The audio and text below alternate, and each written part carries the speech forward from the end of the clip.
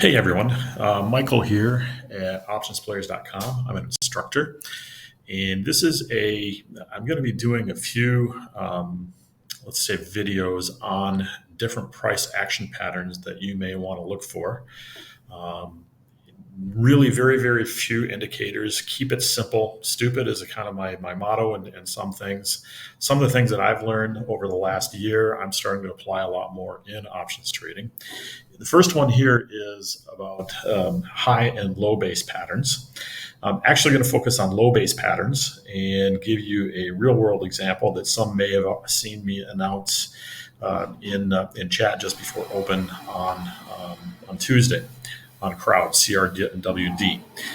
Um, First disclaimer: options players is not investment advisory service. We're not registered investment advisors or broker dealers, and are not going to tell or suggest which securities you should buy or sell for yourselves, options included. You should always check with your licensed financial advisor and tax advisor to determine the suitability of any investment or trade. Okay. Um, Screenshot this, understand it, and also understand that there is a high degree of risk in trading.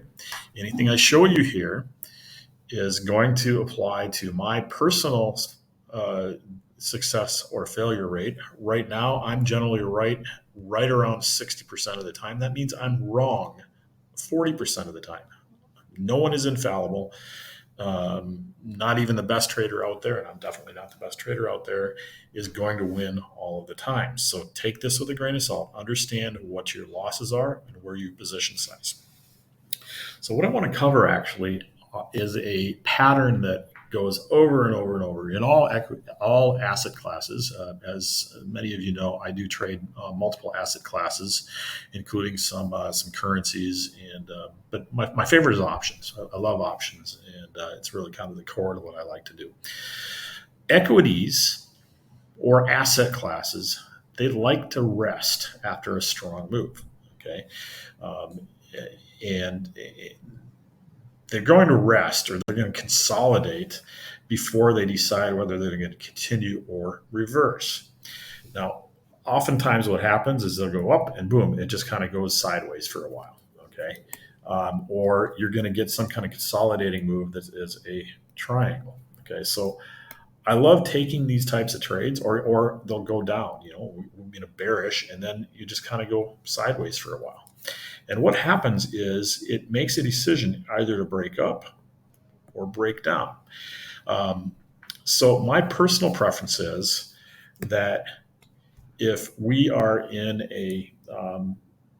let's just say this is a leg up and it consolidates, I don't like to take a breakdown unless we have a triangle. Okay, but I'm not going to cover triangles in this. I'll cover triangles in another one. Okay. I generally don't like to take those. I really only want to take trades that then decide to break up. And if it's a leg down, I really only like to take trades that are going to leg down. Okay, so they're going to consolidate and then continue going down. Okay, that's my personal preference. So as far as the conditions, what I look for, I don't use the 20, 50, or 200 simple moving averages in my day-to-day trading. However, I do use them to just kind of give a general idea of what I might be able to be watching for. And so the ideal conditions for a low base, I'll cover the low base here. The same conditions are going to be for a high base, is I want the 20 moving average to be below the 50, and I want the 50 to be below the 200. And I set up scans to tell me when the 20 is below the 200. I'm sorry, the 20 is below the 200.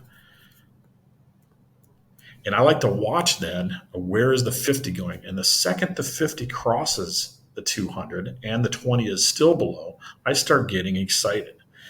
And these are the kind of the conditions I like to look out for. So I have different scans that tell me, and then I'll put stocks on a watch list that tell me when to go or not to go. And generally with equity options, I am only trading based on the daily candles. Now, I'm not going to tell you what this is. I mean, it could be whatever. It's just I'm not going to show the price. It's just kind of showing the conditions. Okay, so the orange line is the 200, the blue line is the 50, and the red line is the 20. So you can see that at this crossover right here, we now have the 20 below the 50 and the 50 below the 200. Okay, so that's the ideal condition for me. Next, what happens is I want to identify where it is that I would like to go short or buy puts on a low base, as an example, or go long with calls on a breakout if we have a high base, which and a high base is going to be the exact opposite, where you have the 20 above the 50 and the 50 above the 200. So I draw a box and I let it sit. And you know what? It's going to have to mature. Generally, what I do is I take a look at where kind of a pivot high is, which is actually also a lower high, and then you're going to have a area of support on that lowest point, and it could churn a little bit. Eventually, it's going to break out of this box down below. That's when I want to actually take a trade. Okay. There's also a potential but more risky way to go about it is you can go short by puts on a confirming bounce down from either the 50 or the 200 SMA. You can see that we actually kind of based a little bit here, let the 50 catch up, and then it bounced down. And usually I'll take a trade if we close below the 20, or actually some of the other key moving averages that I use. I use an EMA that is the 13 very often, but this is just kind of the condition. So you can potentially do that, but then in this case, for me, it's best to take a partial profit on the position if we happen to hit the lower end of the box. And then if it breaks out, great, I'm gonna continue the trade on down. Okay, so but that's another way to do it.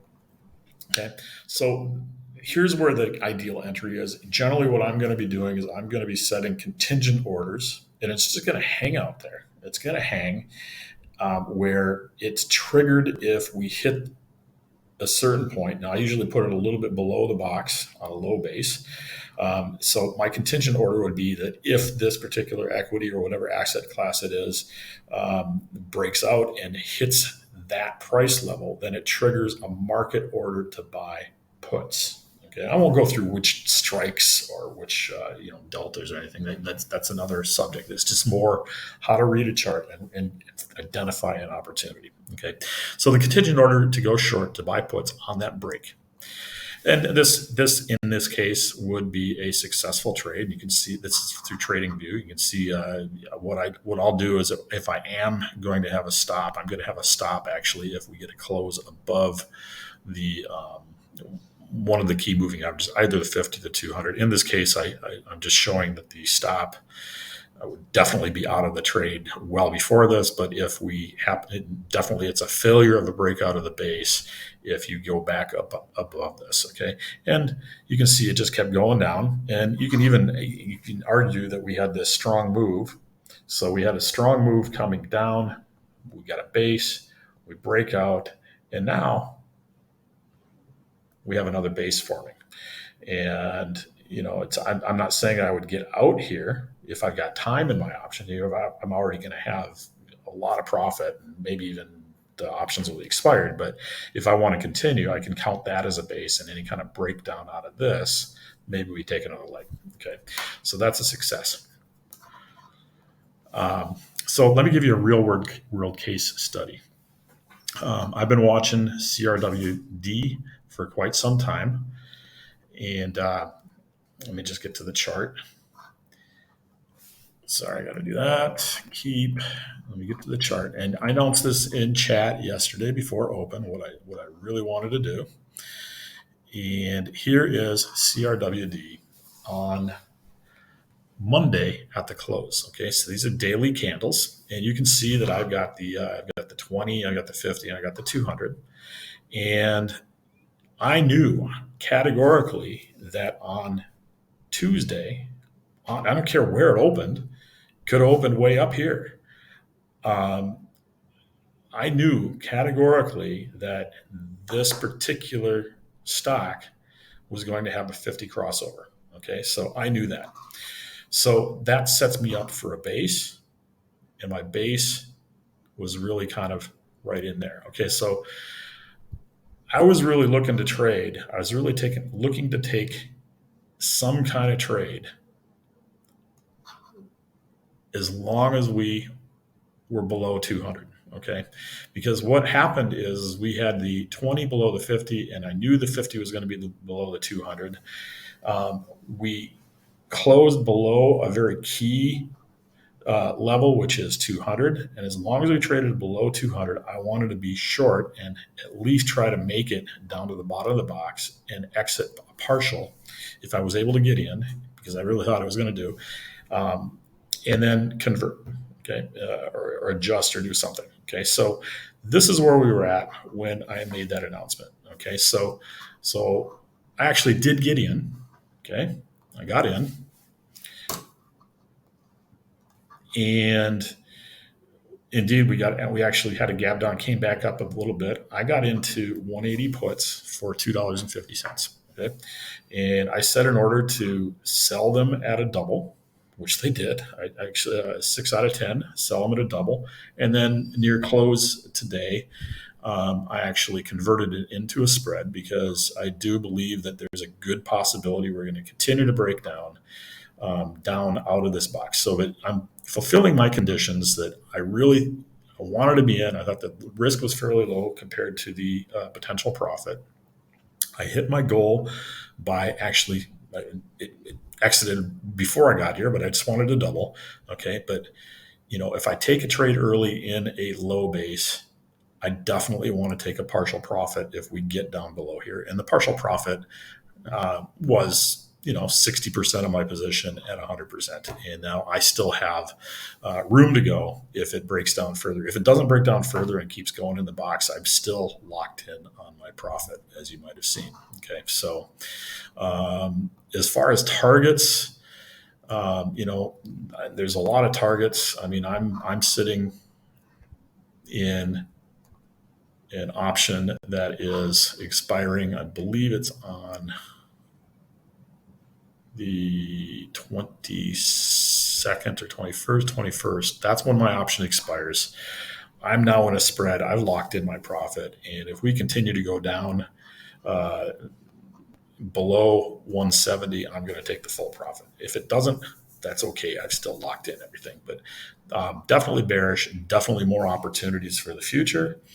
If anyone wants to look at this a little bit further, and we do get a real full breakdown on this particular low base,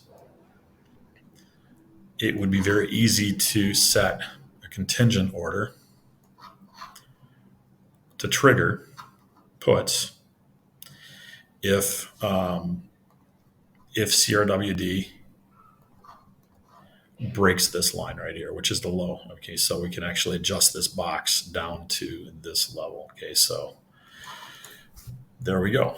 Okay, and choose whatever option would fit your style. On these box breakdowns, I tend to go out at least 45 days. So, kind of somewhere around in there, if it's possible. You're talking about the February expiry. And I generally personally like to take 30 delta options. Okay. Anyway, I wanted to get this particular type of pattern that I love to trade out. Again, it's the low base, and we're looking for a breakdown out of this for that next leg down, and there is a lot of opportunity. Okay, so set up a scan if you want to take a look at when the 20 crosses the 200, and then watch it for the 50 as well for that crossover. Or you can actually just set up scans that show the 20 is below the 50, below the 200. It just kind of gives you a list of stocks that may be setting up somehow for a basing pattern, and then you can take your trades when you actually make that break. Okay, so hope you enjoyed this video. Give it a thumbs up. Store it. I'm hoping that Steve stores this. We'll get some other videos out on other types of patterns over the next couple of weeks, and use it in your trading. And by the way, you can use this on any time frame. So you day traders out there, you could probably use this as well as me personally as a swing trader. Thanks much, everyone. Cheers.